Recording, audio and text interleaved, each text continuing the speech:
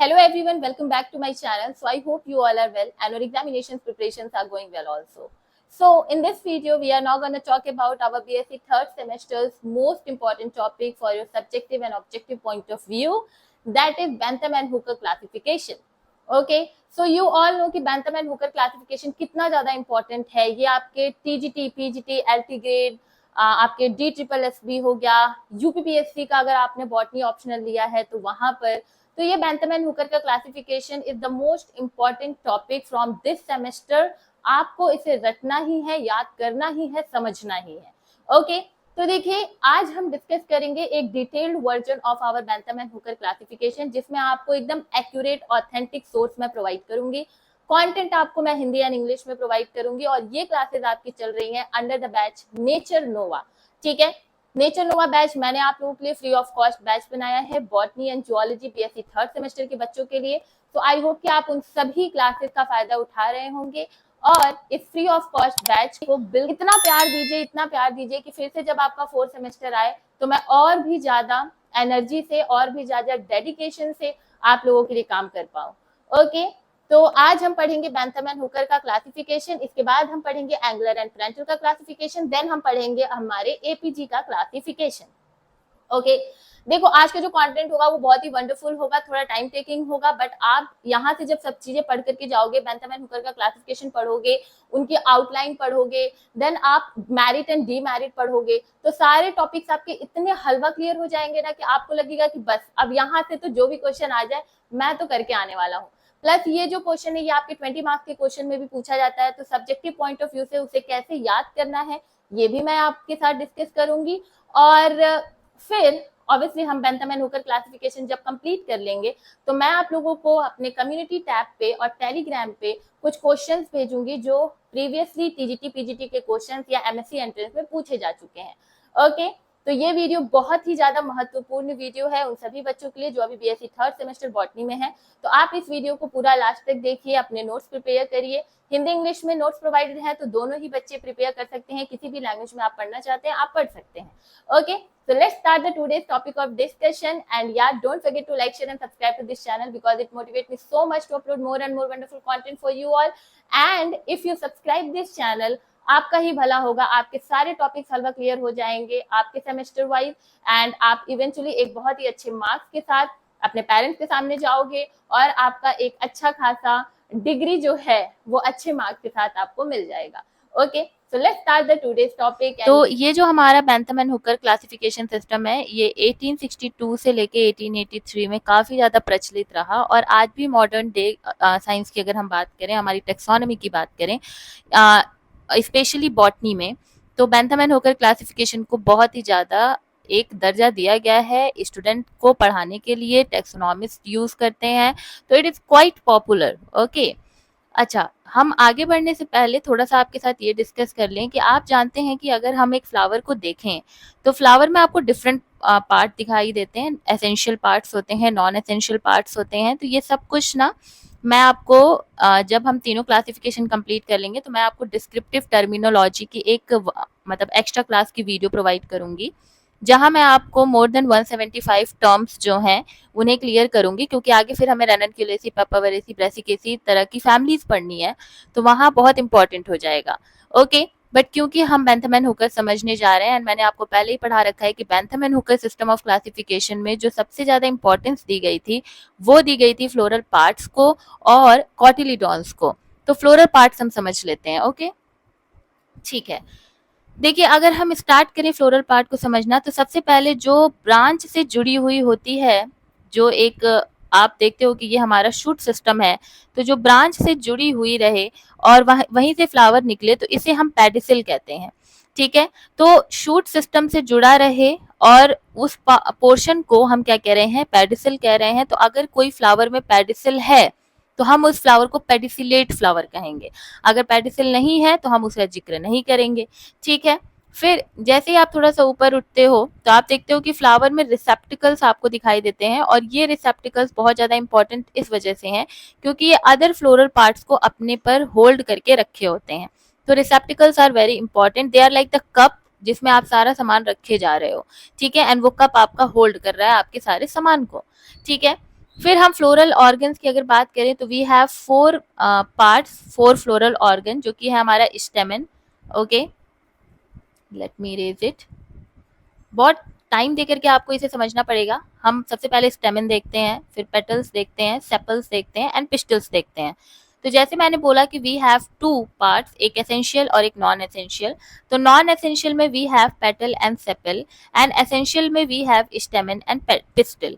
अब एसेंशियल यानी कि आपको पता है कि एसेंशियल यानी क्या होता है, कि जो चीज़ बहुत ज़रूरी हो। हालांकि देखो पेटल्स एंड सेपल्स भी बहुत ज़रूरी हैं, लेकिन एसेंशियल हमारे स्टेमन्स एंड पिस्टल्स को ही कहा जाता है, क्योंकि they are involve in the reproduction. Okay, और रिप्रोडक्शन हमारे लिए बहुत जरूरी है।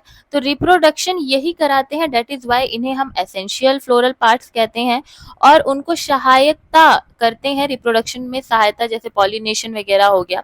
तो पॉलिनेशन के दौरान पे आप देखते हो कि जो इंसेक्ट्स होते हैं उनको ये पेटल्स काफी ज्यादा पसंद आते हैं, है ना। तो वो अट्रैक्शन एक बनाने के लिए पेटल्स का यूज होता है। तो these all are like petals and sepals are only the accessory organ, you can say, कि ये सहायता करते हैं रिप्रोडक्शन में, बट इनका रिप्रोडक्शन में कोई पार्टिसिपेशन नहीं होता है। पूरा रिप्रोडक्शन यानी प्रजनन जो है वो पौधों में हमारे स्टेमन और पिस्टल के द्वारा किया जाता है। ठीक है, स्टेमन अगर हम बात करें तो स्टेमन जो है वो मेल रिप्रोडक्टिव ऑर्गन होता है, ठीक है, एंड पिस्टल जो है वो फीमेल रिप्रोडक्टिव ऑर्गन होती हैं। अब अगर मैं स्टेमन को बताऊं थोड़ा सा निकाल करके, तो ये देखो आपको स्टेमन देखने को मिलेगा कुछ इस तरीके से, कि you have a filament here, okay, and उसी से अटैच आपको यहाँ पर एंथर दिखाई देगा, और इसी एंथर में होंगे पॉलन ग्रेन्स, और ये पॉलन ग्रेन्स हमारे स्टिग्मा यानी कि जो हमारी पिस्टिल, जिसे कि हम अनदर नेम कार्पेल भी कहते हैं। तो कार्पेल के 3 पार्ट्स होते हैं, एक होता है स्टिग्मा, एक होता है स्टाइल और एक होता है ओवरी। ठीक है, तो स्टिग्मा पे इनके जो पॉलन ग्रेन्स होते हैं, ये मान लो यहाँ से पॉलन ग्रेन्स हिबिस्कस का मैंने ये पौधा लिया है, यहाँ से पॉलन ग्रेन्स आए, तो वो स्टिग्मा पे लैंड करेंगे, फिर यहाँ पे सेल्फ इनकम्पैटिबिलिटी की प्रोसेस चलेगी, एंड देन ये नीचे आएंगे स्टाइल के थ्रू। स्टाइल एक ट्यूब लाइक स्ट्रक्चर होता है जो स्टिग्मा और हमारे ओवरी के बीच को कनेक्ट करता है। फिर वहां से वो ट्रैवल करते आएंगे पॉलन ट्यूब बनाते हुए, और ओवरी में हमारे पास यू ऑल नो कि ओव्यूल होता है ना, एम्ब्रियो शैक होता है, और फिर आपको पता है कि जो ओवरी है वो फ्रूट में ट्रांसफॉर्म हो जाता है, एंड ये ओव्यूल जो है वो सीड में ट्रांसफॉर्म हो जाता है। तो this is the double fertilization जो हमारे एंजियोस्पर्म में चलता है ना। अब ये तो बात हो गई हमारे फ्लोरल ऑर्गन्स की, आपको समझ में आया होगा। अब देखो 3 टाइप के फ्लावर्स होते हैं, एक हाइपोगाइनस होता है, एक एपिगाइनस होता है और एक पेरिगाइनस होता है ना। तो हम थोड़ा सा समझते हैं कि हाइपोगाइनस यानी क्या कहना चाह रहा है। हाइपोगाइनस यानी कि आप यहाँ पर प्लेसमेंट देखते हो आपकी ओवरी की। अगर ओवरी जो है वो थैलेमस के ऊपर है, ठीक है, अगर ये जो ओवरी है, देखो ये ओवरी जो है ये थैलेमस के ऊपर है ना। मैंने सही बनाया, व्हाइट कलर ले लेते हैं। तो देखो ये ओवरी जो है ये थैलेमस के ऊपर है, ये थैलेमस हो गया, ठीक है, और ये ओवरी हो गई। तो जब थैलेमस के ऊपर ओवरी होगी तो हम उसे सुपीरियर ओवरी कहेंगे। सुपीरियर यानी कि ऊपर होना, ठीक है, सुपीरियर यानी क्या होता है, ऊपर होना। तो किससे ऊपर होना, हम थैलेमस को एक पॉइंट ऑफ लाइक एक सेंटर बनाते हैं जहां से हम चीजों को समझते हैं कि क्या होता है हाइपोगाइनस, क्या होता है पेरिगाइनस, क्या होता है एपिगाइनस। अगर मान लो कि हमारे जो फ्लावर हैं उनमें जो ओवरी है वो हमारे थैलेमस के ऊपर होती है, और सभी के सभी जो हमारे अदर फ्लोरल पार्ट्स हैं वो भी थैलेमस के ऊपर से ही आपको दिखाई देते हैं निकलते हुए, तो वो फ्लावर कहलाते हैं हाइपोगाइनस फ्लावर। तो हमेशा ही ये चीज याद रखना कि जब ओवरी सुपीरियर होगी, ठीक है, तो आपके जो फ्लावर्स होंगे वो हमेशा ही हाइपोगाइनस फ्लावर होंगे। हाइपो मतलब ही होता है ऊपर, है ना, बढ़ा चढ़ा कर। आप बोलते हो ना हाइपो, हाइपर, हाइपो, ऐसे करके आप बोलते हो ना। फिर गाइनस यानी गाइनोशियम। गाइनोशियम क्या है, गाइनोशियम ग्रुप ऑफ कार्पेल है, ठीक है। आपको पता होगा कि जब हम बात करते हैं टेक्सोनोमी में तो हम स्टेमन में एंड्रोशियम की बात करते हैं, ठीक है। हम क्या बात करते हैं, जब हम स्टेमन के ग्रुप को देखते हैं तो हम उसे एंड्रोशियम कहते हैं। जब हम पिस्टिल के ग्रुप यानी कार्पेल के ग्रुप को देखते हैं तो हम उसे गाइनोशियम कहते हैं, ठीक है। एंड जब हम पेटल के ग्रुप को देखते हैं तो हम उसे कोरोला कहते हैं, एंड जब हम सेपल के ग्रुप्स को देखते हैं तो हम उसे कैलिक्स कहते हैं, ठीक है। तो ये सब ग्रुप वाइज है। अगर एक एक सेपल है तो उसे सिर्फ सेपल कहेंगे, अगर ग्रुप ऑफ सेपल्स हैं तो हम उसे कैलिक्स कहेंगे। एक पेटल है तो पेटल कहेंगे, ग्रुप ऑफ पेटल है यानी समूह है पेटल्स का तो हम उसे कोरोला कहेंगे। अगर हम एक स्टेमन की बात करेंगे तो वो सिर्फ स्टेमन कहलाएगा, लेकिन बहुत सारे स्टेमन्स की हम बात करेंगे तो वो एंड्रोशियम कहलाएगा यानी ग्रुप ऑफ स्टेमन। एक हमारे पास कार्पेल है तो वो सिर्फ कार्पेल होगी या पिस्टिल, लेकिन अगर ग्रुप में है तो हम उसे गाइनोशियम कहेंगे। ठीक है, तो यहाँ पर हाइपोगाइनस लिखा है, यानी गाइनस यानी कि फीमेल रिप्रोडक्टिव पार्ट जो गाइनोशियम है हमारे प्लांट का, तो गाइनोशियम में ही तो हम ओवरी देख रहे हैं, because gynoecium is a group of carpel, या फिर जिसे हम पिस्टिल कहते हैं। और अभी मैंने आपको बताया कि वी हैव पिस्टिल में क्या क्या, एक तो हमारी ओवरी हो गई, और ओवरी से ये ट्यूबुलर नीचे से अगर हम देखें तो स्ट्रक्चर निकल रहा है स्टाइल, और वी हैव अ स्टिग्मा। ठीक है, तो ओवरी किसका पार्ट है, गाइनोशियम का ही तो पार्ट है। तो अगर ये गाइनोशियम का पार्ट जो है ये हमारे, अगर ये ओवरी का जो पार्ट है ये हमारे थैलेमस के ऊपर होगा, ठीक है, यानी थैलेमस नीचे होगा और उसके ऊपर ओवरी होगी, तो हम उसे कहेंगे हाइपोगाइनस। ठीक है, अच्छा अब समझना मेरी बात, मान लो कि थैलेमस जो है वो ओवरी के जस्ट बगल से ही निकल जाए, लाइक थैलेमस में ही इम्बेडेड हो जाए, एक तरीके से धसी हुई ओवरी हो जाए, तो हम उसे क्या कहेंगे बताइए। तो वहां पर हम कहेंगे कि ये पेरीगाइनस है, यानी मिडिल में है, यानी अब थैलेमस कुछ इस तरीके से ओवरी को क्या करेगा, सराउंड कर लेगा। ठीक, तो ये हमारा क्या हो गया, ये हमारा थैलेमस हो गया। ओके, ये पोर्शन क्या हो गया, ये थैलेमस हो गया, जिसने ओवरी को क्या किया है, सराउंड करके रखा है। तो ये पता है क्या कहलाएगा, ये कौन से टाइप का कहलाएगा हमारा फ्लावर, बताओ। ये फ्लावर हो जाएगा पेरीगाइनस फ्लावर, यानी मिडिल, पेरी यानी मिडिल। तो मिडिल में गाइनोशियम का पार्ट जो ओवरी है वो यहाँ पर आपको देखने को मिलती है, तो डेट इज वाई उसे हम पेरीगाइनस कहेंगे। ठीक, एक होता है हमारे पास इपीगाइनस। इपीगाइनस में ओवरी जो होती है वो थैलेमस के, आप बोल सकते हो कि नीचे होती है, एकदम ही नीचे। अब यहाँ पर जैसे आप समझो हम हाइपोगाइनस फ्लावर की बात करते हैं, तो हाइपोगाइनस फ्लावर में यू सी कि जो आपका यहाँ पर ओवरी है वो एकदम ही थैलेमस के ऊपर है, ये वाला पोर्शन थैलेमस है उसके ऊपर है। तो सुपीरियर ओवरी यहाँ पर होती है, ovary above stamen which are above the perianth, stamens and perianths are hypogynous. तो यहाँ पर आपको अभी फ्लोरल ऑर्गन्स जो है वो थैलेमस के ऊपर से निकलते हुए दिखाई देंगे, दैट इज वाई सुपीरियरिटी यहाँ पर दिखाई दे रही है, और यहाँ पर थैलेमस नीचे रह जा रहा है, तो इसे हम हाइपोगाइनस कहेंगे। अब पेरीगाइनस में क्या होता है कि ओवरी सुपीरियर ही होती है, स्टेमन्स एंड पेरियंथ जो होते हैं वो आपके पेरीगाइनस हो जाते हैं। ठीक है, and their bases are united into hypon, इससे कोई मतलब नहीं है, जो मैंने आपको समझाया कि पेरीगाइनस में मिडिल में ओवरी हो जाएगी और सारे फ्लोरल पार्ट जो है वो थैलेमस से निकलते हुए आपको दिखाई देंगे। इपीगाइनस में जो ओवरी होती है वो बिल्कुल ही जो हमारा थैलेमस होता है उसके द्वारा बिल्कुल ही कवर कर लिया जाता है, और थैलेमस के अंदर ही हमारी ओवरी जो है वो छुप जाती है। तो ओवरी कहाँ चली गई, नीचे चली गई, थैलेमस के अंदर नीचे चली गई, दैट इज वाई हम इसे ईपी कहते हैं, ईपी यानी होता है नीचे। ठीक है, तो ऐसे करके ओवरी की प्लेसमेंट पे, थैलेमस की प्लेसमेंट पे हम क्या करते हैं, हम देखते हैं कि there are 3 type of flowers, one is hypogynous, second is perigynous and third is epigynous. ठीक है, and let me tell you one thing कि नेचर नोवा बैच हमारा जो है वो मैंने खुद आप लोगों के लिए बीएससी थर्ड सेमेस्टर के लिए जूलॉजी बॉटनी को टारगेट करते हुए मैंने ये बैच बनाया हुआ है थर्ड सेमेस्टर के लिए। यहाँ पर हम पूरा ही बॉटनी एंड जूलॉजी का सिलेबस खत्म करेंगे, जिसमें ऑलरेडी हम लोगों ने इस बैच के अंडर बॉटनी का यूनिट 1 कंप्लीट कर लिया है, यूनिट 2 की क्लासेस चल रही हैं, जूलॉजी में यूनिट 1 कंप्लीट है, यूनिट 2 कंप्लीट है, यूनिट 3 जो है उसकी फर्स्ट क्लास चल चुकी है। तो ये सब फ्री ऑफ कॉस्ट क्लासेस हैं जो आपको मेरे यूट्यूब चैनल साइंस वाली पे मिलते हैं, तो आप जरूर से जरूर कनेक्टेड रहिए हमारे चैनल से। उसके लिए आपको चैनल को सब्सक्राइब करना पड़ेगा, नोटिफिकेशन बेल आइकन को आपको ऑन रखना पड़ेगा, जिससे जब भी मेरी वीडियोस आएँ तो वो आप तक आसानी तक पहुंच पाए। ठीक है, तो do like share and subscribe to this channel, because आप ही का फायदा है अगर आप चैनल को सब्सक्राइब कर लेते हो।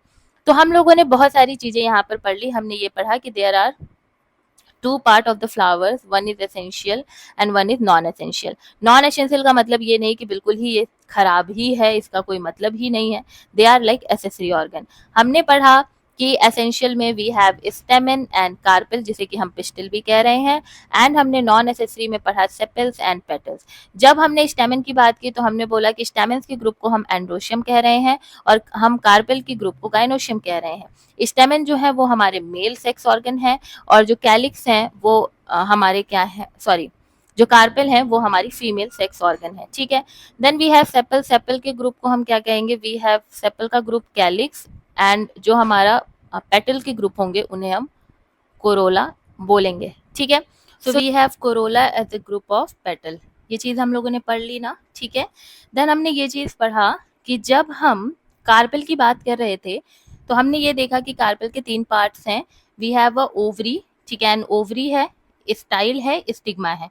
अब इस ओवरी के प्लेसमेंट पे कि ये थैलेमस पे कैसे प्लेस्ड है, हमने 3 तरीके का फ्लावर देखा कि अगर ओवरी सुपीरियर होगी तो हम उसे हाइपोगाइनस फ्लावर कहेंगे, अगर ओवरी मिडिल में होगी आप बोल सकते हो तो वो पेरिगाइनस कहलाएगा, और अगर ओवरी जो है वो इंफीरियर यानी कि एकदम से थैलेमस में घुसी ही होगी, एकदम नीचे होगी, तो हम उसे इपीगाइनस फ्लावर कहेंगे।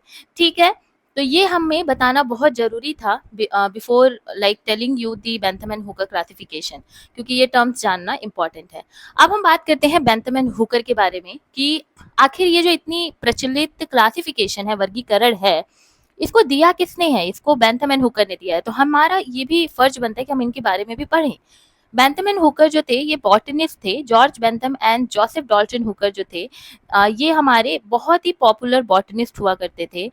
ये एसोसिएटेड थे royal botanical garden Q England से, और मैंने आपको बॉटेनिकल गार्डन पढ़ाया था तो वहां आपको बताया था कि रॉयल बॉटेनिकल गार्डन जो कि कीव इंग्लैंड में है वो सबसे बड़ा बॉटेनिकल गार्डन है। सोचिए कि उस बॉटेनिकल गार्डन में इनका नाम कितना प्रचलित था कि वो वहाँ काम करते थे, तो ये दोनों लोग वहाँ पर वर्क करते थे। इनकी पब्लिकेशन क्या थी, तो जेनेरा प्लैंटिनम जो कि 1862 से 1883 में 3 वॉल्यूम की एक पूरी की पूरी बुक के रूप में पब्लिश्ड हुई थी, और उसमें जो लैंग्वेज थी वो लैटिन भाषा थी। मैंने आपको पढ़ा रखा है कि लैटिनाइज्ड जो भाषा है वो कितनी इंपॉर्टेंट है हमारे प्लांट टेक्सोनॉमी में, मैंने आपको सब बताया हुआ है। तो इनकी भी जो बुक पब्लिश हुई थी 3 वॉल्यूम में वो लैटिन भाषा में हुई थी। उसकी पूरी की पूरी जो जैसे इंग्लिश भाषा है, हिंदी भाषा है, वैसे ही लैटिन भाषा है। ठीक है, उस तरीके से जेनेरा प्लैंटिनम इनकी बुक जो है इन लोगों ने लिखी थी। अब ये बहुत इंपॉर्टेंट क्वेश्चन है, बहुत बार ये टीजीटी, पीजीटी, एमएससी के एंट्रेंस वगैरह में पूछा जा चुका है कि जेनेरा प्लैंटिनम जो बुक है वो किसके द्वारा लिखा गया है, तो बेंथम एंड हुकर के द्वारा लिखा गया है।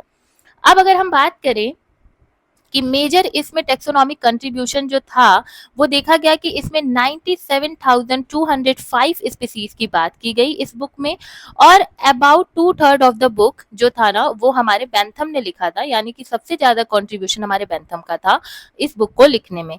इस बुक में क्या बताया गया, इस बुक में स्पीसीज प्लांट की 97,205 स्पीसीज का जिक्र इसमें किया गया है विथ सो मैनी डिस्क्रिप्शन। ठीक है, ये जो हमारे बेंथम एंड हुकर थे इन्होंने नेचुरल सिस्टम ऑफ क्लासिफिकेशन को दिया है, नॉट फुल्ली नेचुरल, जो कि बिल्कुल पूरी तरीके से नेचुरल नहीं है लेकिन काफी ज्यादा प्रैक्टिकल है और वाइडली यूज्ड होती है हमारे बॉटनिस्ट, टेक्सोनॉमिस्ट या फिर रिसर्चर्स हो गए या फिर हमारे स्टूडेंट्स हो गए उनके द्वारा। ये जो क्लासिफिकेशन है ये बेस्ड है लार्ज नंबर ऑफ स्पीसीज। आपने जैसे देखा कि 97,205 is a very huge number, तो उस पे ये बेसिस पूरी की पूरी इनकी क्लासिफिकेशन जो है वो देखी जाती है। वेरी इंपॉर्टेंट थिंग इज कि यहाँ हम देखते हैं कि 97,205 स्पीसीज की बात की गई है, लेकिन 202 फैमिलीज जो हैं उनकी बातें हमारे बेंथम एंड हुकर ने की थी।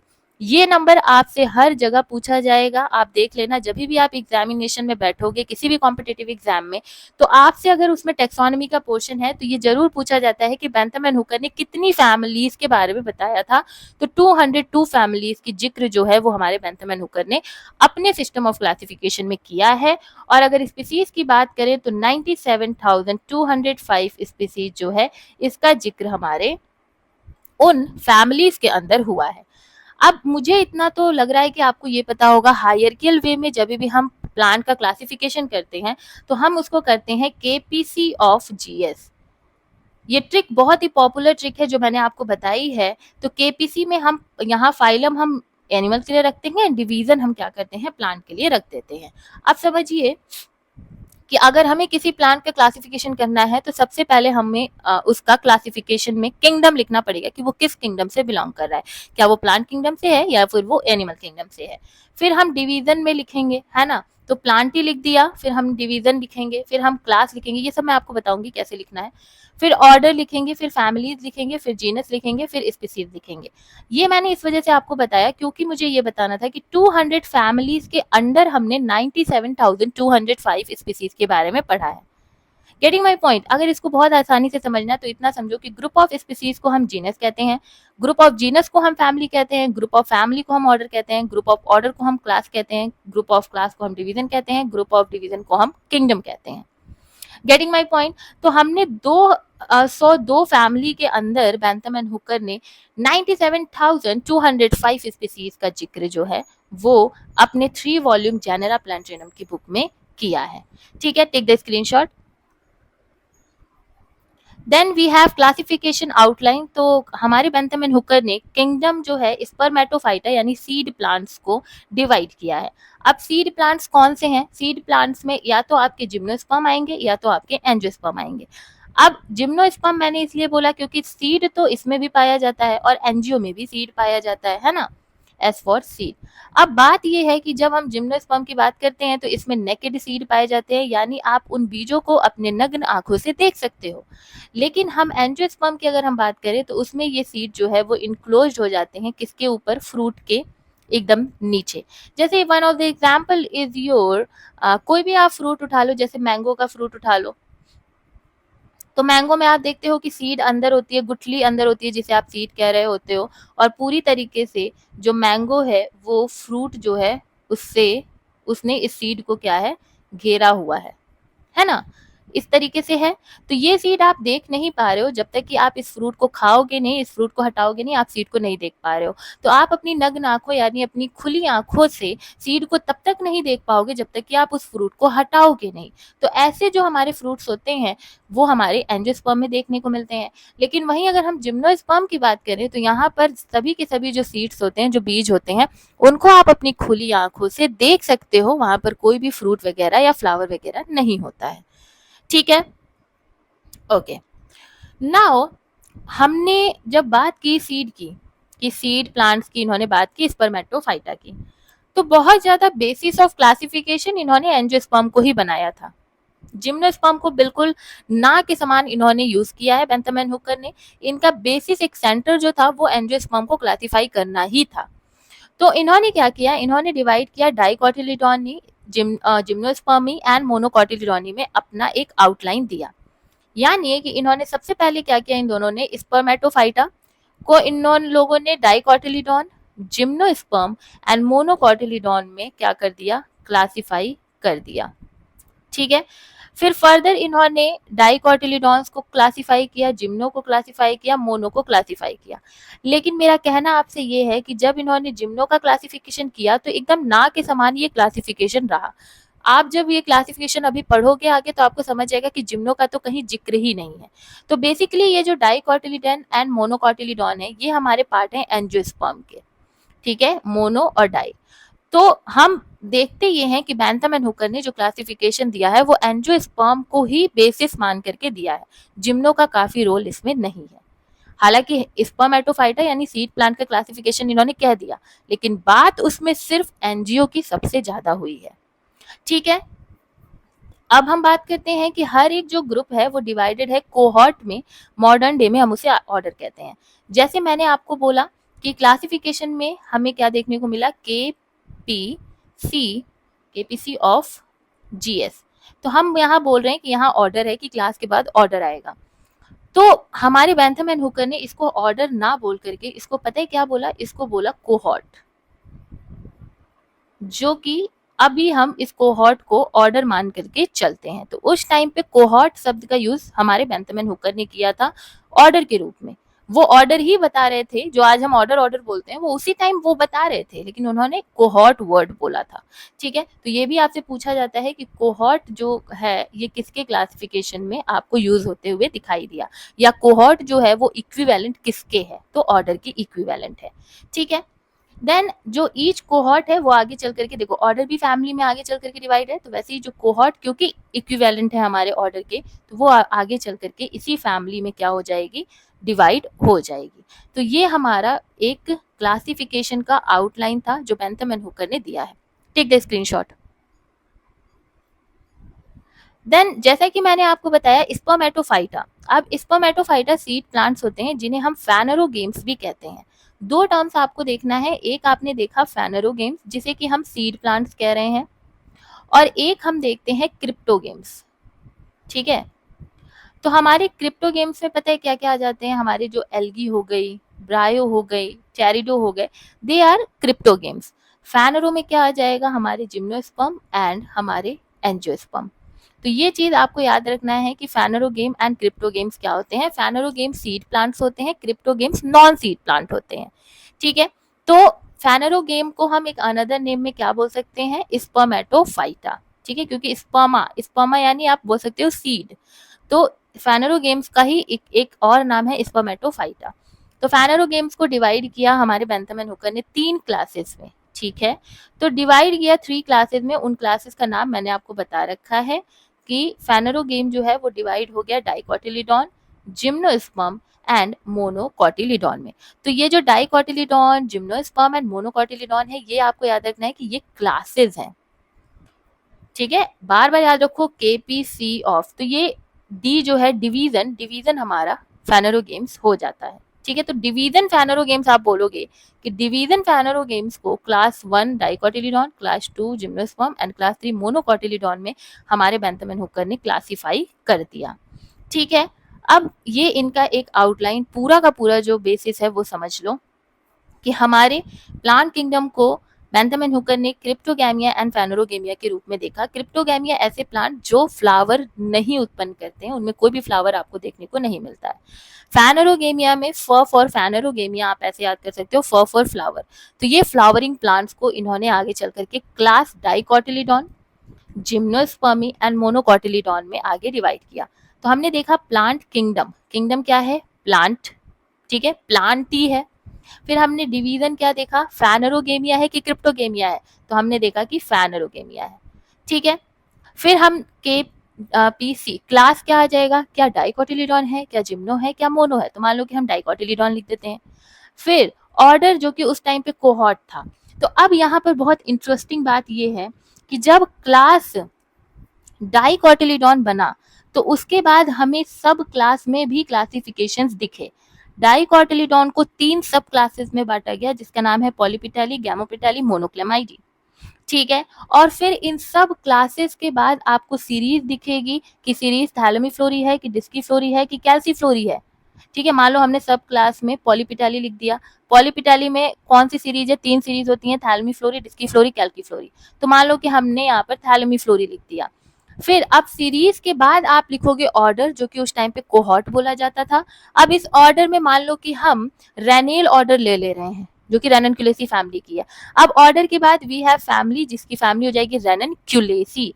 फैमिली के बाद वी हैव जीनस, जिसमें आ जाएगा रेननक्यूलस, और स्पीसीज क्या हो जाएगी, स्क्लेरेटिस।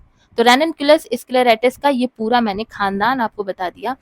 सो आप लोगों ने देखा कि कितना इजीली हम लोगों ने रेननक्यूलस स्क्लेरेटिस के पूरी क्लासिफिकेशन हमारे बेंथम एंड हुकर के जो आउटलाइन है उसके द्वारा इजीली तैयार कर लिया है ना। फिर से मैं आपको बताती हूँ कि रेननक्यूलस स्क्लेरेटिस का हमने क्लासिफिकेशन देखा हमारे बेंथम एंड हुकर के अकॉर्डिंग, जिसमें हमने ये देखा कि किंगडम इनका प्लांटी है, इनका डिवीजन जो है वो फैनरोगेमिया है, आप ऐसे बोल सकते हो। देन इनका क्लास जो है वो डाइकोटिलीडॉन है, सब क्लास इनका पॉलीपिटाली है, सीरीज इनकी थैलेमीफ्लोरी है, ऑर्डर इनका रेनील है, फैमिली रेननक्यूलेसी है, और जीनस रेननक्यूलस है, एंड स्पीसीज स्क्लेरेटस है। तो ऐसे ही करके आप different type of, like you can say कि आप 97,205 जो स्पीसीज की बातें की थी अभी हमने पढ़ा तो उतने स्पीसीज का ऐसे ही क्लासिफिकेशन आपको जो हमारे बेंथम एंड हुकर है उनके द्वारा एक आउटलाइन मिल जाएगा, ठीक है। तो अब हम बात करेंगे इनके क्लासिफिकेशन के एक इलाबोरेटिव, एक डिटेल्ड एक्सप्लेनेशन की, ठीक है। सबसे पहले डाइकोटिलीडॉन, जिसमें ये हमारा फर्स्ट क्लास है हमारे बेंथम एंड हुकर की क्लासिफिकेशन का। तो देखिए डाइकोटिलीडॉन्स क्या होते हैं। डाइकोटिलीडॉन्स ऐसे पौधे होते हैं, हमारे एंजियोस्पर्मिक पौधे होते हैं, जिनमें आपको सीड्स तो मिलते हैं, और वो सीड्स जो होती हैं वो 2 कोटिलीडॉन से बनी होती हैं। देखो डाई यानी 2 एंड कोटिलीडॉन यानी कोटिलीडॉन्स, ठीक है।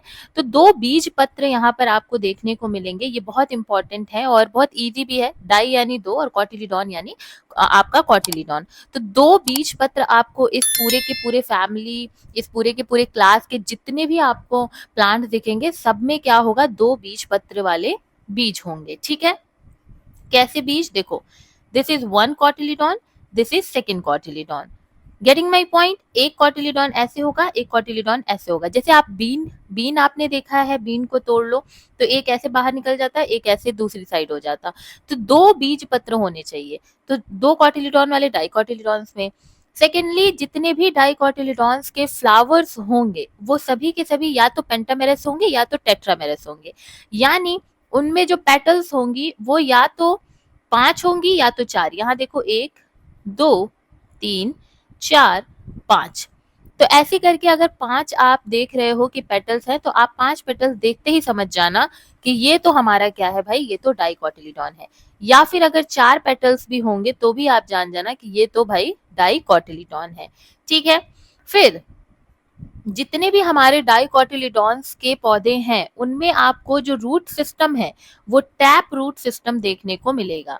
यानी टैप रूट सिस्टम में क्या होता है कि आपको एक मेन, एक पूरी की पूरी जड़ होती है, इसे ही हम टैप रूट सिस्टम कहते हैं। ठीक है। मतलब ये कि यहाँ पर कोई भी प्राइमरी सेकेंडरी टर्सरी ऐसे करके कोई रूट सिस्टम नहीं होता है, ओनली अ सिंगल एकदम अंदर पेनिट्रेशन होता है सॉयल के, और ये सिंगल एक मोटी सी जो जड़ होती है ये ही प्रेजेंट होता है, टैप रूट इसे हम कहते हैं, जिसमें एक आपको मोटी सी जड़ बीच में दिखाई देगी एंड कुछ छोटे छोटे छोटे छोटे रूट हेयर्स जो है वो आपको निकलते हुए दिखाई देंगे। तो हमेशा ही डाइकॉटिलीडॉन्स के जो रूट सिस्टम है वो टैप रूट होगी। देखो कितना अमेजिंग है ये चीज जानना कि मान लो कि आपको उस प्लांट के बारे में कुछ भी नहीं पता और आपने सिर्फ फ्लावर देखा, आपने फ्लावर में ये देखा कि अरे इसके तो 5 मतलब पेटल्स हैं, है ना।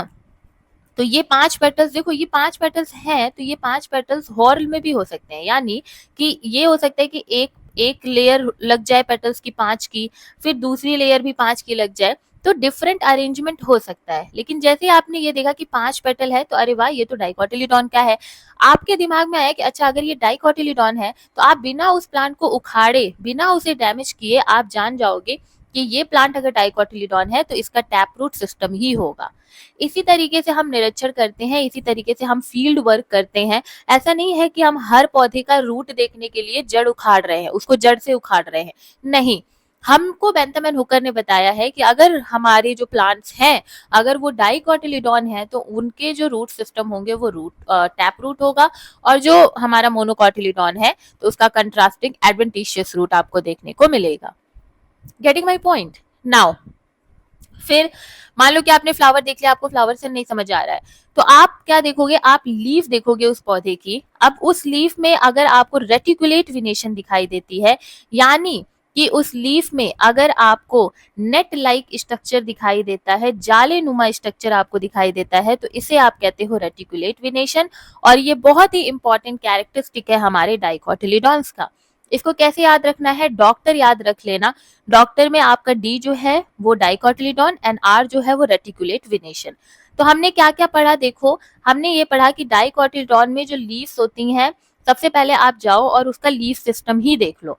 अब जैसे ही आप लीफ सिस्टम देखोगे तो आपको मैंने बताया कि इनके लीफ सिस्टम में रेटिकुलेट विनेशन होगी। एक बार मैं थोड़ा सा क्लियर कर दूं कि रेटिकुलेट विनेशन क्या होती है। रेटिकुलेट विनेशन में आपको पूरी जो वीन्स है ना वो एक दूसरे में उलझी हुई दिखाई देती है, यानी कि there is a net like pattern ऐसे करके। ठीक है। तो ये आपका जो पैटर्न बना, दिस इज योर रेटिकुलेट विनेशन। तो जहां भी आपको ये रेटिकुलेट विनेशन दिखाई देगा आप समझ जाओगे कि ये तो हमने डाइकॉटिलीडॉन के बारे में पढ़ा था, बेंथामैन हुकर ने बताया था। सेकंड हमने टैप रूट सिस्टम पढ़ा कि टैप रूट सिस्टम जो है वो बहुत ही इंपॉर्टेंट कैरेक्टरिस्टिक है हमारे डाइकॉटिलीडॉन्स का, है ना। तो इनमें आप देख रहे हो कि there is a tap root system, ये रूट हेयर्स निकल गई, ये भी डाइकॉटिलीडॉन का कैरेक्टरिस्टिक है। Then we have a pentamerous या फिर टेट्रामेरस फ्लावर। तो हम यहाँ पर क्या करते हैं, एक पेंटामेरस फ्लावर जो है वो बना देते हैं। अब देखो ये ड्राइंग्स मैं इसलिए करती हूँ ताकि आप अपने एग्जामिनेशन की कॉपी में इसको एज इट इज इतने इजिली बना पाओ। तो ये पेंटामेरस हो गया। कुछ छूट रहा है क्या? यस। क्या कि 2 कॉटिलीडॉन्स होने चाहिए, तो आप एक ऐसी सीड्स बनाओगे। ठीक है। ये आपने क्या किया, एक सीड बनाया, ये एक हो गया बीन का सीड। ठीक। और ये हमने क्या किया, ये हमने दूसरा सीड बना दिया। ये कॉटिलीडॉनस हमारा डाइकॉटिलीडॉन सीड हो गया। ठीक है, ये भी डाइकोटिलीडॉन का कैरेक्टरिस्टिक है। तो ऐसे करके जितने भी डाइकोटिलीडॉन्स में आने वाली फैमिलीज होंगी उनमें ये 4 कैरेक्टरिस्टिक्स आपको हमेशा ही लिख के आना ही आना है। ठीक है, चलिए आगे बढ़ते हैं। अब देखो डाइकोटिलीडॉन्स को मैंने आपको बताया था कि डाइकोटिलीडॉन्स को आगे फर्दर बांटा गया है हमारे सब क्लास पॉलीपिटेली, गैमोपिटेली एंड मोनोक्लेमाइडी में। तो अब देखो एक बात कि डाइकोटिलीडॉन्स के जितने कैरेक्टरिस्टिक्स हैं वो इन सभी फैमिलीज, इन सभी सीरीज, इन सभी सब क्लासेस में आपको देखने को मिलेगी। अगर मैं बात कर लूं हमारे थैलमी फ्लोरी के एक ऑर्डर रेनेल्स की, जैसे मैंने बोला रैनकुलस स्क्लेरेटस, तो उसमें आपको पता है कि अच्छा ये पॉलीपिटेली में है, ये डाइकोटिलीडॉन में है। तो आप बिना कुछ सोचे समझे लिख दो कि ये हमारा रैनकुलस फैमिली जो है वो बिलोंग कर रहा है डाइकोटिलीडॉन क्लास से। दैट इज वाई इसमें आपको रेटिकुलेट वेनेशन देखने को मिलेगा, 2 कोटिलीडॉन्स इसमें होंगे। देन आपका रेटिकुलेट ओके पेंटामेरस या टेट्रामेरस फ्लावर होगा, या फिर आप इसमें क्या देखोगे, टैप रूट सिस्टम देखोगे। तो ये सारे कैरेक्टरिस्टिक ऐसे बिल्ड किए जाते हैं और आप आसानी से किसी भी फैमिली के कैरेक्टरिस्टिक लिख सकते हो। तो डाइकोटिलीडॉन की पहली जो सब क्लास है वो है पॉलीपिटेली, तो हम उसके बारे में पढ़ते हैं। अब देखिए पॉलीपिटेली में आने वाले सभी के सभी जो हमारे पौधे होंगे, जो फ्लावर होगा, उसमें जो सेपल एंड पेटल्स होंगे वो डिस्टिंक्ट यानी कि फ्री होंगे। डिस्टिंक्ट यानी कि जो सेपल एंड पेटल्स होंगे वो कैसे होंगे, वो एक दूसरे से अलग अलग होंगे। ठीक है, मतलब कि ये कि मैंने ये फ्लावर बनाया एक पेटल, तो ये इनको मैं जोड़ूंगी नहीं, दे ऑल आर डिस्टिंक्ट। ठीक है, तो ये जो फ्लावर्स होते हैं they are distinct from each other, यानी कि इनके बीच में डिस्टेंस होता है। डिस्टिंक्ट यानी डिस्टेंस, आप याद रखो कि इनके जो सेपल एंड पेटल्स होंगे वो एक दूसरे में चिपके हुए नहीं होंगे, वो अलग अलग यानी फ्री होंगे। ठीक है, तो ये कैरेक्टरिस्टिक आपको याद रखना है। देखो यहाँ पर पॉली जो वर्ड है, पॉली हमेशा ही हम अपने बॉटनी में अगर देखें तो या तो हम मैनी के लिए करते हैं या फिर हम फ्री के लिए करते हैं। ठीक है, यूज। तो पॉली वर्ड यहाँ पर आपको फ्री इंडिकेट कर रहा है कि फ्री पिटेली यानी कि सेपल एंड पेटल, तो फ्री सेपल एंड पेटल्स यहाँ पर आपको देखने को मिलेगा। तो ये इनका बहुत ही बेसिक कैरेक्टरिस्टिक है और सबसे इंपॉर्टेंट कैरेक्टरिस्टिक यही है। फिर अब हम बढ़ते हैं आगे कि सब क्लास जो हमारा पॉलीपिटेली है उसको series thalamiflorae, disciflorae and calyciflorae में बांटा गया है, और अप टू सीरीज ही आपको पढ़ना था, आपके सिलेबस में दिया हुआ है।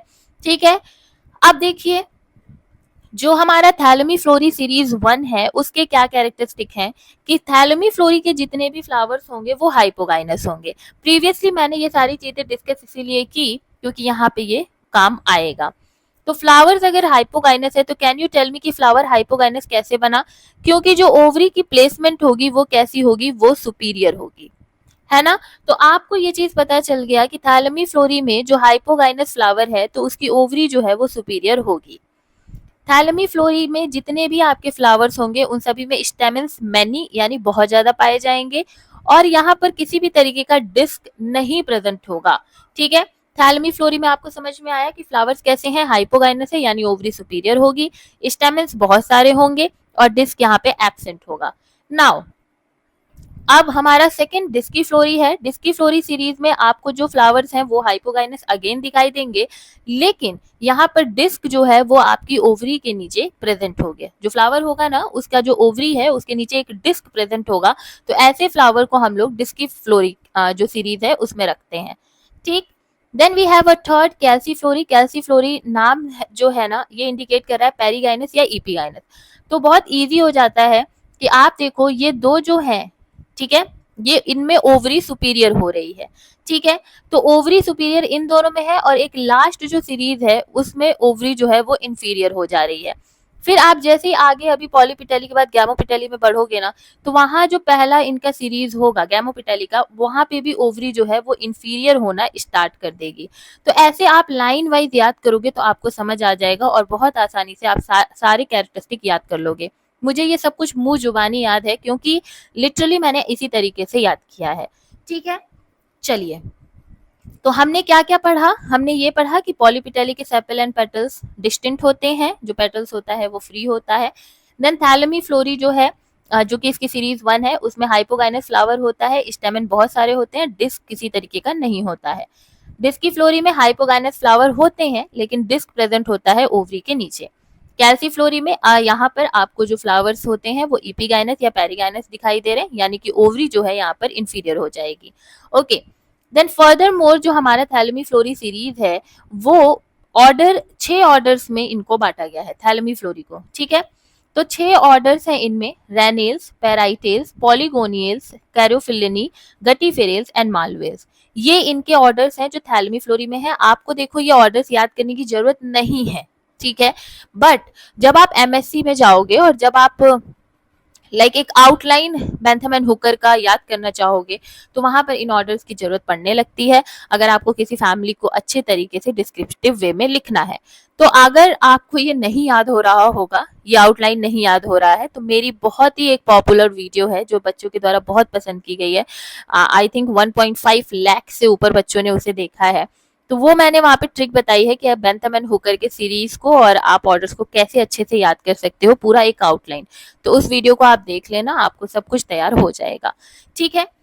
देन हमारा डिस्कीफ्लोरी जो है उसको 4 ऑर्डर में बांटा गया है, जर्नियल्स, ओलाकेल्स, सिलेस्ट्रियल्स एंड सैफिनेडेल्स।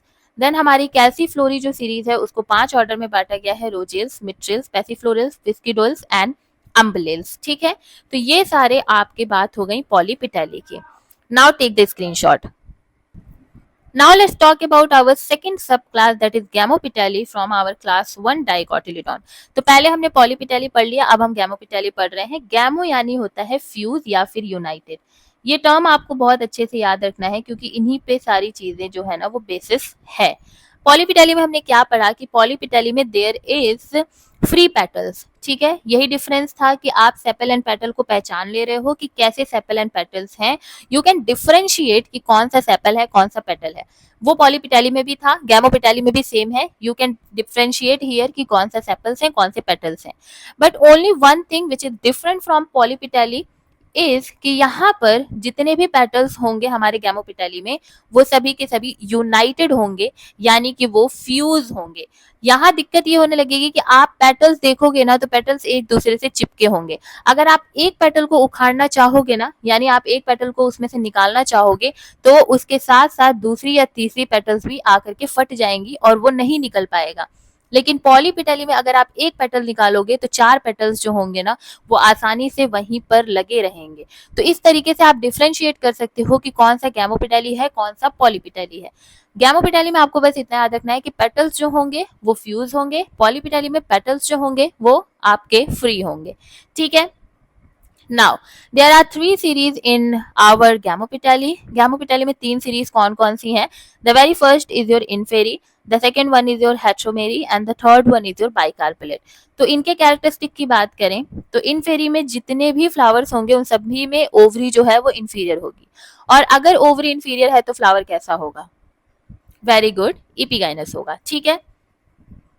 नाउ हेट्रोमेरी की अगर हम बात करें तो हेट्रोमेरी में ओवरी जो है वो सुपीरियर होगी, स्टेमेंस जो होंगे वो 1 से 2 होरल में लगे हुए दिखाई देंगे, एंड कार्पेल्स जो होंगे वो यहाँ पर आपको 2 देखने को मिलेंगे। मैंने कार्पेल टर्म आपको बताया है कि कार्पेल यानी कि हमारा फीमेल रिप्रोडक्टिव सिस्टम, तो कार्पेल यहाँ पर 2 है, यानी ये बाई कार्पेलरी होंगे, है ना। कैसे होंगे? They are bicarpellary, bi यानी 2 एंड कार्पेलरी यानी कार्पेलरी मतलब कि कार्पेल बियर करने वाला, यानी जिसपे कार्पेल्स हैं। तो 2 कार्पेल आपको कहां पर देखने को मिल रहे हैं? हेट्रोमेरी के सभी तरीके के फ्लावर्स में देखने को मिल रहे हैं। देन बाइकार्पेलेट में भी सेम ही चीज है, ओवरी यहाँ पर सुपीरियर होगी, स्टेमेंस एक ही होरल में होंगे। देखो हेट्रोमेरी में 1 से 2 होरल था, लेकिन हमारे बाइकार्पेलेट में एक ही होरल में स्टेमेंस देखने को मिलेंगे, एंड यहाँ पर भी कार्पेल जो है वो 2 होंगे। अभी आप लोग मुझसे पूछोगे कि दीदी सिमिलरली ही तो दिख रहा है कि हेट्रोमेरी एंड बाइकार्पेलेट सिमिलरली ही दिख रहे हैं, बट बिलीव मी इन पता नहीं क्यों अलग अलग बनाया गया है इनको, ठीक है, आई डोंट नो। आप ड्रॉबैक में जरूर पढ़ोगे कि बेंथम एंड हुकर के ड्रॉबैक में यू विल गोना सी कि हेट्रोमेरी एंड बाइकार्पेलेट को एक में रखना चाहिए था, बट इन्होंने अलग अलग रखा है, तो वो एक ड्रॉबैक है, ठीक है। अब हम बात कर लें कि इन फेरी के ऑर्डर्स कौन कौन से हैं, तो लेट्स हैव अ लुक। देखो ऑर्डर 3 है इन फेरी के, रूबियल्स, एस्टरेल्स, कैंपनिल्स, ठीक है। हेट्रोमेरी के 3 ऑर्डर्स हैं, इरिकिल्स, प्रीम्यूस एंड इबेनिल्स। बाइकार्पेलेट जो सीरीज है, ओके तो बाहर ट्रैक्टर जा रहा होगा, अगर आवाज आ रही है तो आई एम रियली सॉरी। बाइकार्पेलेट जो सीरीज है उनके 4 ऑर्डर्स हैं, जेंटिनेल्स, पॉलीमोनियल्स, पर्सोनेल्स एंड लैमियल्स। तो इस तरीके से आपको मैंने ऑर्डर बता दिया, ठीक है। अब मैं आपको थोड़ा सा याद करने का एक चीज बताती हूँ। देखो घबराना बिल्कुल नहीं है, अगर आप साइंस वाली दीदी से पढ़ रहे हो ना, बिलीव मी आप बिल्कुल भी नहीं घबरा सकते हो। और आपको पता है, अगर आप मेरे पुराने स्टूडेंट हो, कि जब तक मैं आपके दिमाग में चीजें नहीं डाल दूंगी तब तक मैं खुद ही पीछे नहीं हटूंगी, ठीक है। देखो डाइकोटिलीडॉन्स के अभी तक मैंने क्या पढ़ाया, 2 आपको मैंने सब क्लासेस पढ़ाई, कौन कौन सी, पॉलीपिटेली एंड गैमोपिटेली, यही ना पढ़ा हम लोगों ने, ठीक। तो हम क्या करते हैं, हम पॉली लिख ले लेते हैं और यहाँ पर हम गैमो लिख देते हैं। क्या पढ़ा हम लोगों ने, कि पॉली में जितने भी आपके पेटल्स होंगे वो फ्री होंगे और यहाँ पर वही पेटल्स क्या हो जाएंगे, फ्यूज हो जाएंगे। तो पी लिख देती हूँ मैं, ठीक है। अब देखो मेरा ये लिखने का क्या मतलब था, कि 3 सीरीज में बांटा गया है, ठीक है। किस में बांटा गया है, 3 सीरीज में बांटा गया है। पहला जो पॉलीपिटेली था उसकी कौन कौन सी सीरीज थी, देखिए पहली सीरीज थी थैलेमी, डिस्की एंड कैल्सी, ठीक है। हम लिख लेते हैं थैलेमी, ठीक है, डिस्की एंड कैल्सी। फिर गैमोपिटेली में क्या था, इनफेरी, हेट्रोमेरी एंड बाइकार्पेलेट, यही तो हम लोगों ने पढ़ा। अब कैसे याद करोगे, बहुत इजी है। देखो मैंने सबसे पहले आपको बता दिया कि आपको हंट करना है ओवरी की पोजीशन, क्योंकि मैक्सिमली हमने वही बातें की हैं, ठीक। थैलेमी फ्लोरी में हमने क्या देखा था, कि ओवरी जो है वो सुपीरियर है ना। डिस्की में हमने क्या देखा, ओवरी जो है वो सुपीरियर है, ठीक है। कैल्सी में हमने क्या देखा, ओवरी जो है वो इंफीरियर है, ठीक है। इनफेरी में नाम ही समझ में आ रहा है कि ओवरी इंफीरियर होगी, तो वही हम करेंगे फिर से, ओवरी इंफीरियर है। फिर हेट्रो में देखा ओवरी सुपीरियर है, बाइकार्पेलेट में देखा ओवरी सुपीरियर है। ये देख रहे हो, दो दो का चल रहा है। अगर मैं थैलेमी, डिस्की, कैल्की के नीचे ही इनफेरी, हेट्रोमेरी, बाइकार्पेलेट लिख देती तो आपको दो दो का पेयर दिख रहा है, ओवरी सुपीरियर सुपीरियर और ये इंफीरियर इंफीरियर, फिर ओवरी सुपीरियर सुपीरियर। कितना इजी है याद करना। और मैंने आपको पहले ही बता दिया कि जहां पर ओवरी सुपीरियर होगी वहां पर आपको क्या बोलना है, बच्चा लोग बताओ, कि यहाँ पर फ्लावर जो होगा वो हाइपोगाइनस होगा, फ्लावर जो होगा वो हाइपोगाइनस होगा। यहाँ इंफीरियर है तो फ्लावर इपीगाइनस होगा, यहाँ इंफीरियर है तो फ्लावर इपीगाइनस होगा। ओवरी सुपीरियर अगेन तो फ्लावर हाइपोगाइनस होगा, ओवरी सुपीरियर अगेन तो फ्लावर हाइपोगाइनस होगा। कितना इजी है, समझ रहे हो। उसके बाद थैलेमी का मैंने एक और इम्पॉर्टेंट कैरेक्टरिस्टिक आपको क्या बताया, बताइए। थैलेमी फ्लोरी में हम लोगों ने क्या देखा, कि थैलेमी फ्लोरी में स्टेमेंस बहुत सारे थे, है ना। तो हम लिख देते हैं कि यहाँ पर स्टेमेंस मैनी है। डिस्की फ्लोरी में हमने देखा कि there is a disc below the ovary, तो ये एक इंपॉर्टेंट कैरेक्टरिस्टिक है। कैल्की फ्लोरी में हमने कुछ भी नहीं देखा, सिर्फ इतना जाना कि ओवरी यहाँ पर इंफीरियर होगी। इनफेरी में हमने क्या पढ़ा, कि ओवरी इंफीरियर होगी। हेट्रोमेरी में हमने पढ़ा कि ओवरी सुपीरियर है, लेकिन जो स्टेमेंस हैं, ठीक है, स्टेमेंस जो हैं वो 1 से 2 होल में बटे हुए हैं और कार्पेल्स जो हैं वो यहाँ पर 2 हैं। सिमिलरली हमने देखा कि यहाँ पर स्टेमेंस 1 होल में आपको दिखाई देंगे और कार्पेल जो है वो अगेन यहाँ पर 2 आपको दिखाई देगा। देख रहे हो कितना इजी है याद करना, इससे ज्यादा इजी कोई बता पाएगा, बताइए आप, बताइए। तो ये कितना इजी था याद करना। ओके अभी आपको समझ आ गया होगा और इसे आप ऐसे ही कॉपी में बना करके लिखना, ठीक है, आपको आसानी से याद हो जाएगा। और रहा बात इन थैलेमी फ्लोरी, डिस्की फ्लोरी, इन सब के ऑर्डर्स और सीरीज याद करने की, तो देखो मैंने आपको ट्रिक बताया हुआ है, आराम से उस ट्रिक को देख लेना और याद कर लेना। अब स्क्रीनशॉट ले लो। चलो अब हम सब क्लास थर्ड की बात करते हैं, जो कि है मोनोक्लेमाइडी। मोनोक्लेमाइडी जो है ना वो हमारे सेम पॉलीपिटेलियन गैमोपिटेली की ही तरह है। देख लेते हैं, यहाँ पर आपको पेटल्स दिखाई ही नहीं देंगे, they are apetalous flower, यानी आपको फ्लावर्स में ए पेटलस पेटल्स होंगे ही नहीं। यहाँ पे पेरियंथ यहाँ पर एब्सेंट होगा, आप डिफ्रेंशिएट ही नहीं कर पाओगे कि सेपल एंड पेटल यहाँ पर कौन कौन से हैं, ठीक है। तो आपने देखा पॉलीपिटेली में फ्री पेटल्स, आपने गैमोपिटेली में देखा फ्यूज्ड पेटल, और थर्ड मोनोक्लेमाइडी में देखा कि पेटल्स है ही नहीं। समझ रहे हो, ऐसे याद करना है।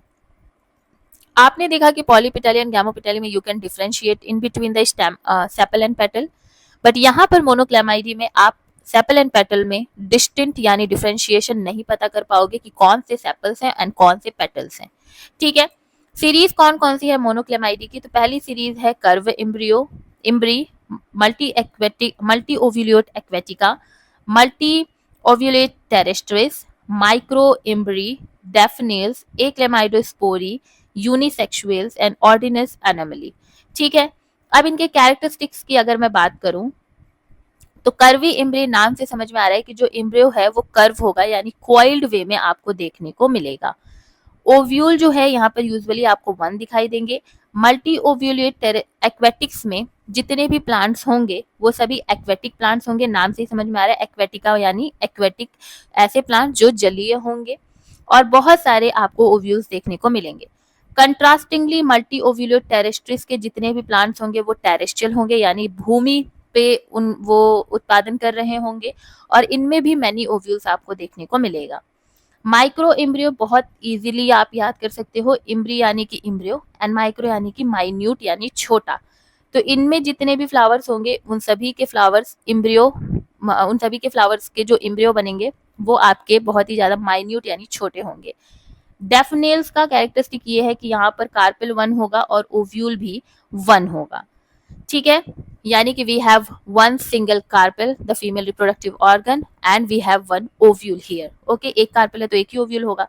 देन एक्लेमाइडोस्पोरी जो है, इनके कैरेक्टरिस्टिक है कि ओवरी इंफीरियर होगी, यूनिलॉक्यूलर होगी, और 1 से 3 ओव्यूल्स आपको देखने को मिल सकते हैं।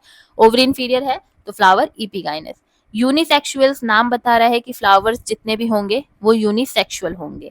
ऑर्डिनस एलोमली में ऐसे प्लांट्स रखे गए हैं जिनके बारे में आपको पता ही नहीं है, आप बहुत ज्यादा यू आर कंफ्यूज्ड, ठीक है, कि इसको हम रखें किस में। तो जब आपको पता ही नहीं चल रहा है कि किस में रखें, तो ऑर्डिनस एनोमली बेंथम एंड हुकर ने एक ग्रुप बना दिया कि भाई इतनी सारी स्पीसीज देख ली, सबको डिफरेंशिएट कर दिया, सबको प्लेसिंग कर दी। कुछ ऐसे प्लांट्स हैं जिनको हम प्लेस ही नहीं कर पा रहे हैं, वो कुछ एनोमलस यानी कुछ भी कैरेक्टरिस्टिक दिखा रहे हैं अपने में, तो उनको हम उठा करके इस मोनोक्लेमाइडी के एनोमलस ऑर्डिनस एनोमली में रख देंगे।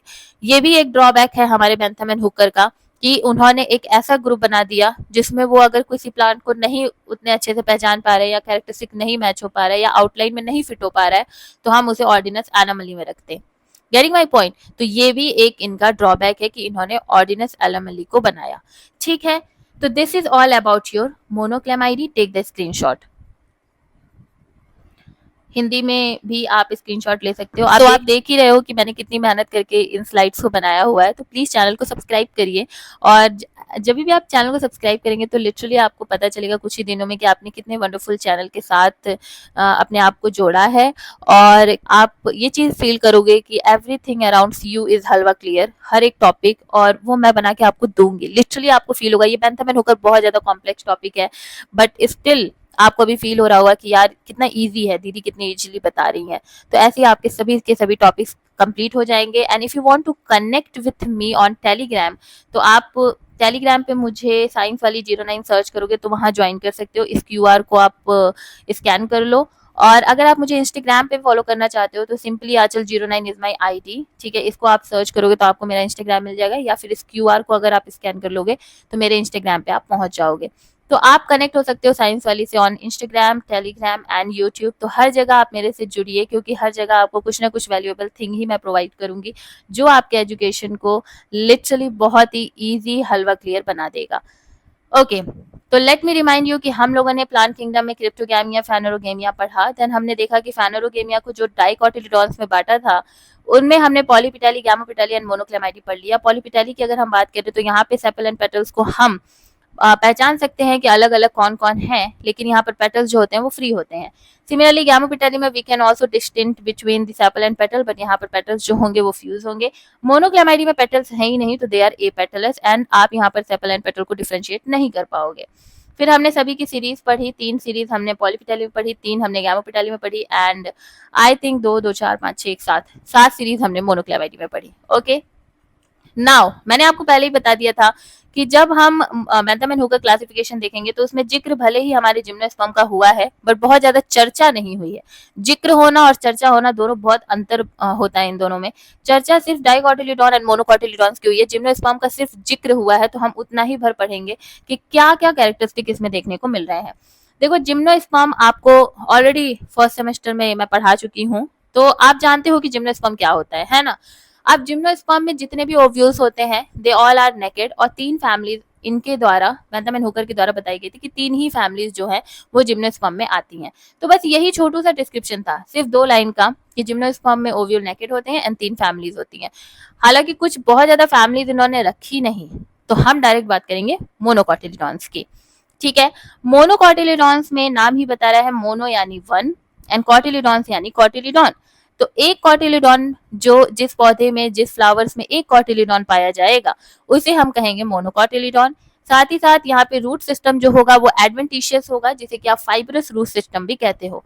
इसमें क्या होता है कि you have a primary root here, ठीक है, प्राइमरी रूट से आपको अराइज होते हुए दिखाई देगी secondary root, and secondary root से आपको दिखाई देगी टर्शरी रूट, टर्शरी रूट से आपको दिखाई देगी क्वाटिनरी रूट।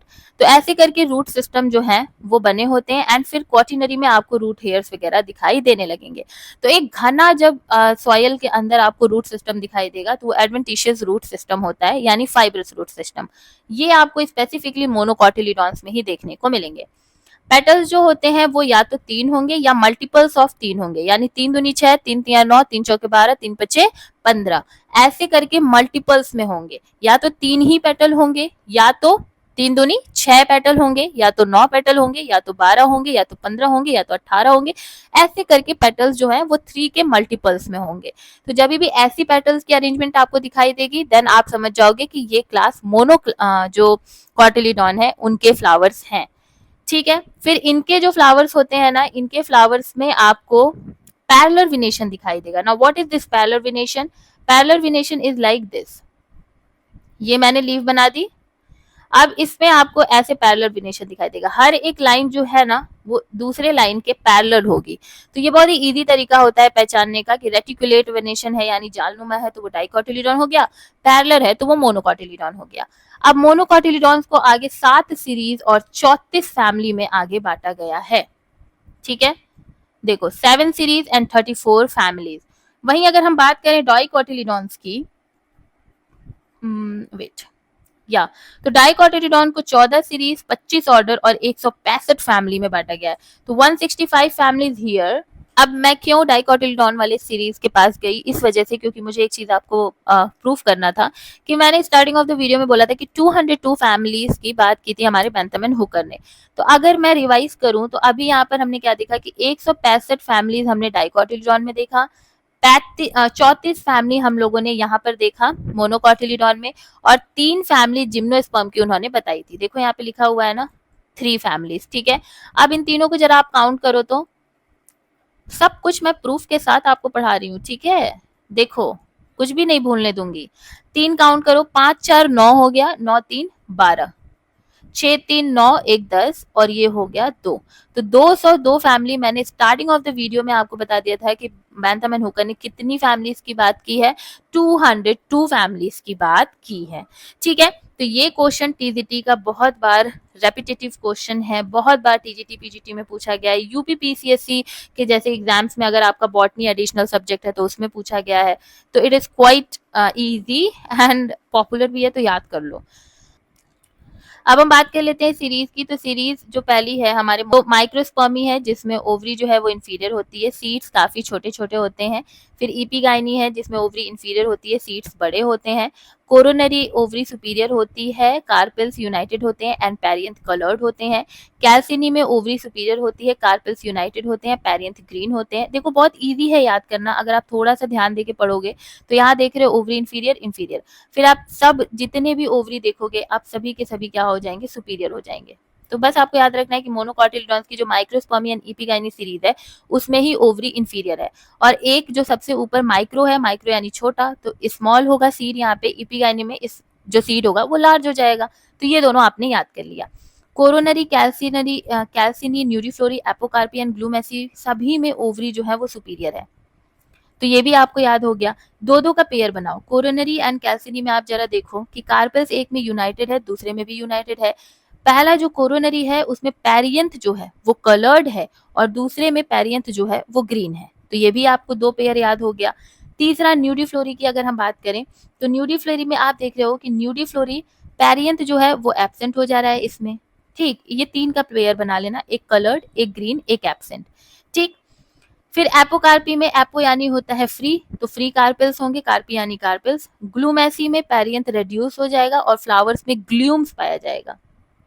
ठीक है, ये टर्म याद रखना है। तो ये आपको पोएसी फैमिली का एक इंपॉर्टेंट ग्लूम्स कैरेक्टर है।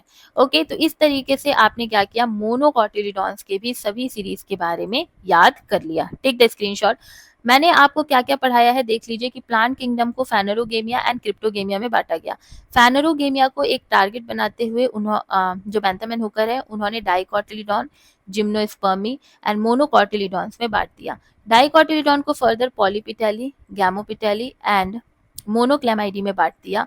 पॉलीपिटेली को आगे थैलेमीफ्लोरी, डिस्कीफ्लोरी, कैल्सीफ्लोरी में, गैमोपिटेली को इनफेरी, हेट्रोमेरी, बाइकार्पेलेट में, मोनोक्लेमाइडी को फर्दर 7 जो हमने पढ़ा मल्टीओव्यूलेट, एक्वेटिका, टेरेस्ट्रिस, ऑर्डिनस, एनोमली, ये सब। जिम्नोस्पर्म को 3 फैमिली में बांटा जिसका ज्यादा जिक्र नहीं किया। और मोनोकॉटिलिडॉन्स को अभी हम लोगों ने पढ़ा कि माइक्रो एम्ब्री, फिर आपका इपिगाइनी, कोरोनरी, कैल्सिनी, न्यूट्रीफ्लोरी, एपोकार्पी, ग्लूमेसी, इन सीरीज में इन्होंने बांट दिया। तो this is all about your Bentham and Hooker का डिटेल्ड वर्जन।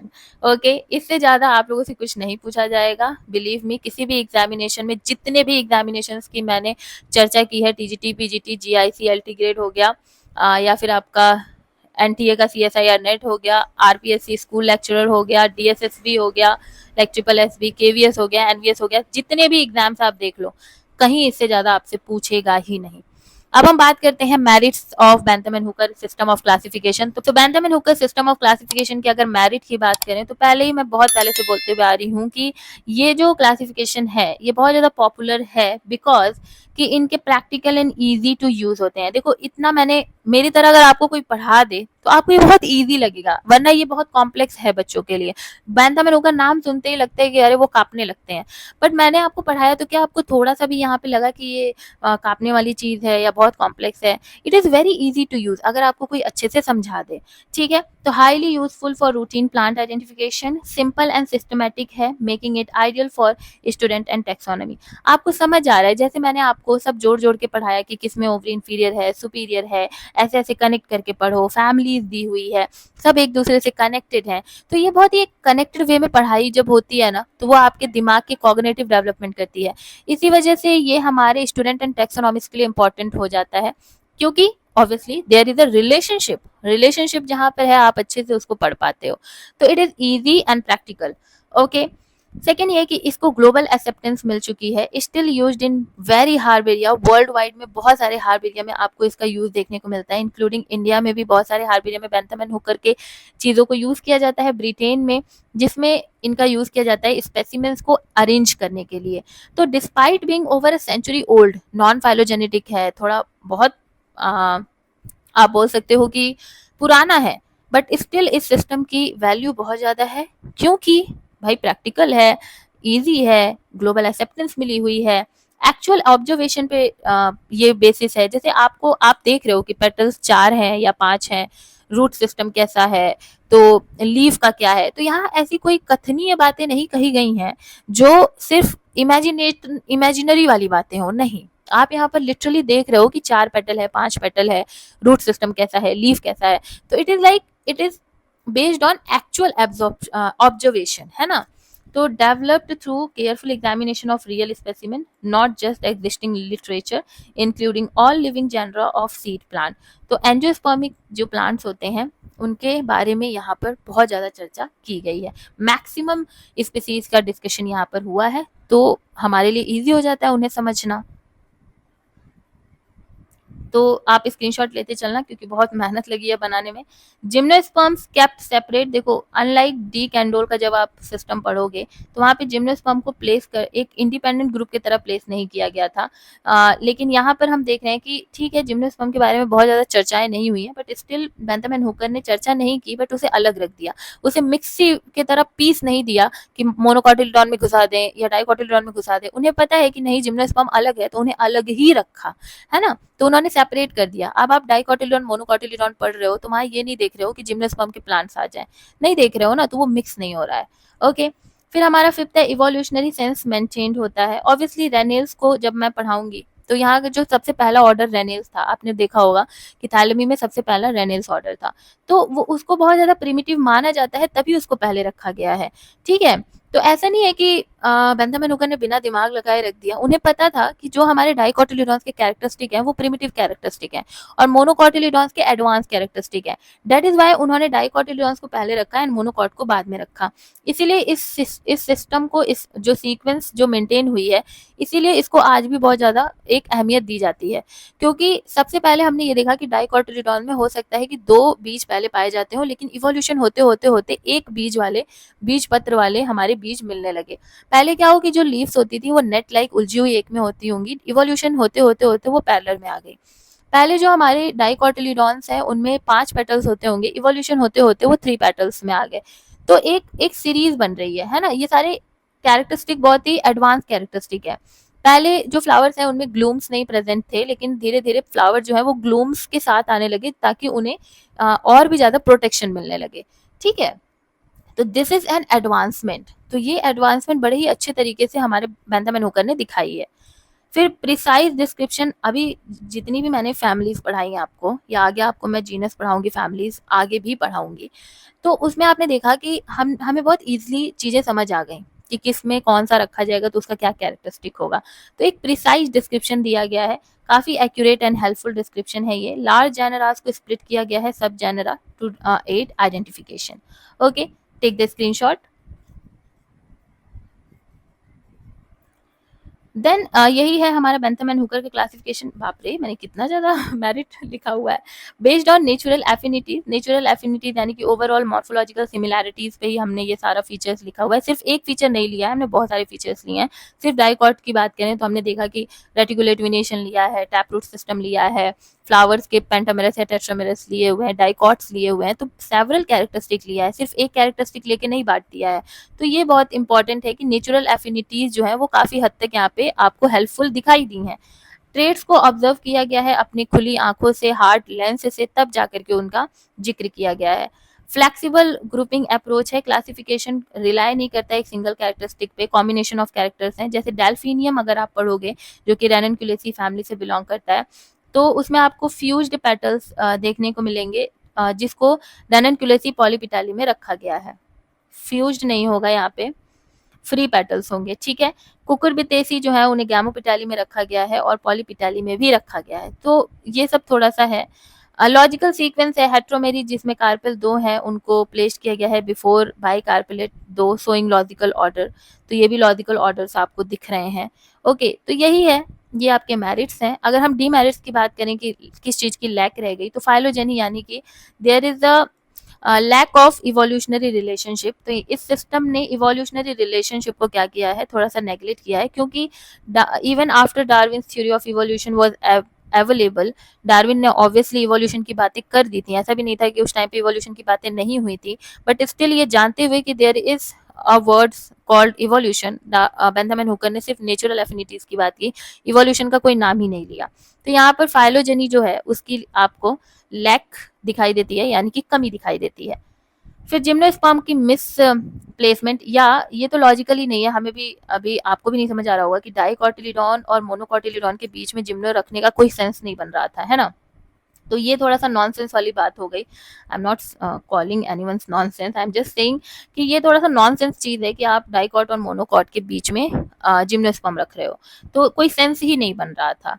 ओके, तो ये भी एक गलत था, रेदर बिफोर द एंजियोस्पर्म। आप देखोगे कि अभी का जो सिस्टम ऑफ क्लासिफिकेशन है उसमें जिम्नोस्पर्म पहले है, फिर एंजियोस्पर्म है। अब एंजियोस्पर्म के बीच में ही नहीं उसको हमने घुसाया हुआ है कि मोनोकॉट एंड डाइकॉट के बीच में डाल दिया, नहीं। तो ये एक इनका डीमेरिट था। फिर आर्टिफिशियल ग्रुप मोनोक्लेमाइडी को रखा गया, जो कि एक अननेचुरल ग्रुप है। Unrelated families and separately related families जो है, जैसे कैरोफिलेसी, इलिसेबिएसी, चिनोपोडिएसी, इनको एक ही साथ रख दिया गया। ठीक है, इनको ज्यादा अलग नहीं किया गया। तो ये भी एक इनका क्या है, एक डीमेरिट है। मैं बहुत टाइम से पढ़ा रही हूँ, अब मुझे अजीब सा ऐसा लग रहा है कि अब खत्म हो, कितना बेंथम एंड हुकर पढ़ाएंगे। ऑर्डिनस एनोमली जो है, अनसर्टेन एफिनिटी, जो मैंने आपको बताया था ना कि फैमिलीज को ऑर्डिनस ग्रुप, एनोमली ग्रुप में रखा गया विदाउट उनका कोई रिलेशनशिप जाने। तो ये भी थोड़ा सा गलत हो गया ना कि हम जान नहीं रहे हो तो भी हम, ठीक है हमें नहीं पता इसको ऑर्डिनस में डाल दो, नहीं पता ऑर्डिनस में डाल दो। ठीक है, तो ये भी एक डीमेरिट था। पॉलीफाइलेटिक यहाँ पर फैमिलीज आपको देखने को मिल रही है। ये मोनोफाइलेटिक पॉलीफाइलेटिक क्या होता है, I will gonna tell you जब इसकी क्लासेस चलेंगी तब। Several large families unnatural polyphyletic, इसको छोड़ दो, ये मैं आपको तब बताऊंगी क्योंकि ये बहुत बड़ा एक टॉपिक है। फिर एक ऑर्किडेसी फैमिली है, उसकी प्लेसमेंट अभी तक नहीं समझ में आई। ऑर्किडेसी फैमिली एक एडवांस मोनोकॉटिलिडॉन है, लेकिन उसको मोनोकॉटिलिडॉन में रखा ही नहीं इन लोगों ने, बेंथम एंड हुकर ने। ठीक है, ऑर्किडेसी फैमिली जो है ना, वो उसकी कैरेक्टरिस्टिक एक एडवांस कैरेक्टरिस्टिक है, लेकिन उनको मोनोकॉट में रखा ही नहीं गया। मोनोकॉट तो एडवांस है ना, उसमें रखना चाहिए था, बट उसमें नहीं रखा गया इस फैमिली को, तो ये भी एक डीमेरिट हमारे बेंथम एंड हुकर का माना जाता है। फिर इलॉजिकल सीरीज आपको गैमोपिटेली की दिखाई दी कि इनफेरी जो है वो ओवरी इंफीरियर है, उसको पेरिगाइनी एंड इपिगाइनी जो है placed before perigynae and epigynae superior ovaries with छोड़ दो, ये छोड़ दो, बिल्कुल छोड़ दो इसको। Outdated angiosperm divisions divided angiosperm into dicot and monocot only. Modern system recognizes piloherb and magnoliates. तो अब ये एपीजी की बात कर रहा है कि पहले एंजियोस्पर्म का जब क्लासिफिकेशन बेंथम एंड हुकर ने किया तो सिर्फ उसको डाइकॉट मोनोकॉट में बांटा, लेकिन अभी जब आप एपीजी सिस्टम ऑफ क्लासिफिकेशन जो रिसेंट का क्लासिफिकेशन है उसको देखोगे तो एंजियोस्पर्म को फर्दर प्लियोहर्ब्स, मैंगोलिट्स, इन सभी में भी बांटा गया है, ना कि मोनोकॉट एंड डाइकॉट में। तो ये तो एक डीमेरिट है, और एक ये भी चीज है कि भाई उस टाइम पे उन्होंने उतना कर दिया, यही हमारे लिए बहुत है ना। एक वो जमाना था जहाँ पे literally lack of the resources, lack of everything है। हम लोग उस टाइम पे बहुत ज्यादा लेबोरेटरीज इतनी एडवांस नहीं हुआ करती थी जितनी अभी है, तो उन लोगों ने इतना ही कर दिया, that is very much enough for us and respectful है उनके लिए। तो we all have to thank Bentham and Hooker कि इतना सुंदर, इतना अच्छा क्लासिफिकेशन बेंथम एंड हुकर ने हमें प्रोवाइड किया है। So thank you Bentham and Hooker, and thank you for watching this video. Okay, that's all about the today's video. Let's meet in the next video जहाँ हम Engler and Prantl का classification पढ़ेंगे, और तीनों classification में Bentham and Hooker, Engler, फ्रेंचल and APG में सबसे बड़ा बेंथम एंड हुकर क्लासिफिकेशन ही था, तो उसकी डिटेल्ड स्टडी मैंने आपको करा दी। अब 2 वीडियोस और आएंगी, फिर ये यूनिट आपकी खत्म हो जाएगी। वीडियो कैसी लगी मुझे जरूर बताइएगा, मेरी मेहनत के लिए इस वीडियो को लाइक जरूर करिएगा, प्लीज इस वीडियो को लाइक करना बहुत ज्यादा, मैंने first time I think video like करने को बोल रही हूँ मैं, तो वीडियो को लाइक जरूर करना, कमेंट करना कि आपको ये क्लास कैसी लगी, दिल खुश हो जाता है आपका कमेंट देख करके, तो एक कमेंट जरूर करके जाना, और चैनल को सब्सक्राइब जरूर करना। Now let's meet in the next video, bye bye, take care, be happy, bye bye.